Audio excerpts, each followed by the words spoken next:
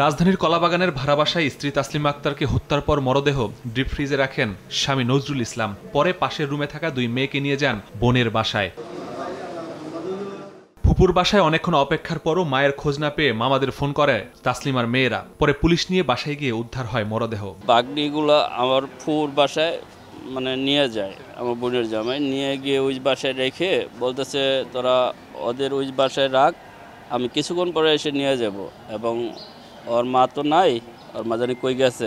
বড় যে বাগনি আছে উনি আমাদেরকে 1:30টার দিকে ফোন দিলে আমরা বাসা থেকে বের হয়ে তারপর আমরা ওই ওর ফুপুর বাসায় আসি। ছোট ছোট মেয়ে, ঠিক আছে, তার সেই অবস্থায়, ঠিক আছে, তাকে মাথার খুলি সহকারে বের করে ফেলছে। আসলে বলতে পারবো না এরকম একটা অবস্থা আমার বোনের করেছে।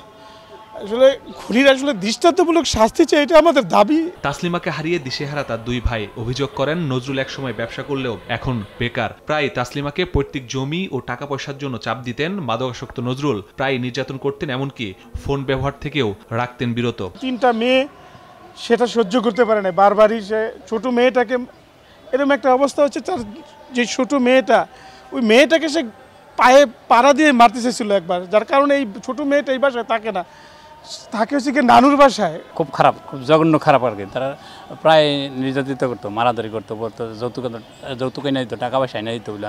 আগে যা টাকা পয়সা ছিল ওগুলো সব ব্যাংকেতে উঠে সে নেশা করে দিত, সব কিছু টাকা পয়সা উড়ে দিত আর কি। আইয়া বউরে মারতো আর কি, প্রতি রাত্রেই মারতো। আইয়া পুলিশের সুরত হাল প্রতিবেদন বলছে তাসলিমা আক্তারকে হত্যা করা হয়েছে নৃশংসভাবে। মুখ গামছা দিয়ে বেঁধে হাতুড়ি দিয়ে মাথায় আঘাত করেও ক্ষান্ত হননি স্বামী নজরুল। ধারালো অস্ত্র দিয়ে কুপিয়ে মৃত্যু নিশ্চিত করেছেন। পরে বিছানার চাদর দিয়ে পেঁচিয়ে রেখেছেন ডিপ ফ্রিজে। অভিযোগের প্রেক্ষিতে আমরা ওখানে গিয়েছিলাম, আমাদের থানার টিম ওখানে গিয়েছিল। পরবর্তীতে যে ডিপ ফ্রিজের ভিতর থেকে চাদরে মোড়ানো অবস্থায় সেখান থেকে উদ্ধার করা হয়। সেখানে সিআইডির ক্রাইম সিন ম্যানেজমেন্ট টিমও ছিল, থানা পুলিশ ছিল। একটি নৃশংস, একটি বর্বরোচিত একটা হত্যাকাণ্ড সংঘটিত হয়েছে কলাবাগান থানায় একটি বাসায়। মুখ বেঁধে কোনো ধারালো অস্ত্র দিয়ে মাথায় উপর্যুপরি আঘাতের মাধ্যমে তাকে হত্যা করা হয়েছে এবং পরবর্তীতে তার লাশ চাদরে মুড়িয়ে ডিপ ফ্রিজের ভিতরে মাছ মাংসের নিচে রেখে দেওয়া হয়েছিল। ঘটনার পর থেকে পলাতক অভিযুক্ত নজরুল। মোবাইল ফোন বন্ধের আগে সবশেষ তাকে দেখা গেছে কাফরুলে। গ্রেফতারের চেষ্টা চলমান রয়েছে। সে গতকাল দুপুর থেকেই পলাতক। আমরা আমাদের পক্ষ থেকে সর্বাত্মক চেষ্টা করছি, আশা করছি অতি অল্প সময়ের ভিতরে তাকে আমরা আইনের আওতায় নিয়ে আসতে পারবো। এদিকে কলাবাগান থানায় নজরুল ইসলামকে আসামি করে হত্যা মামলা করেছে নিহতের ভাই। মাসুদুর রহমান, সময় সংবাদ, ঢাকা।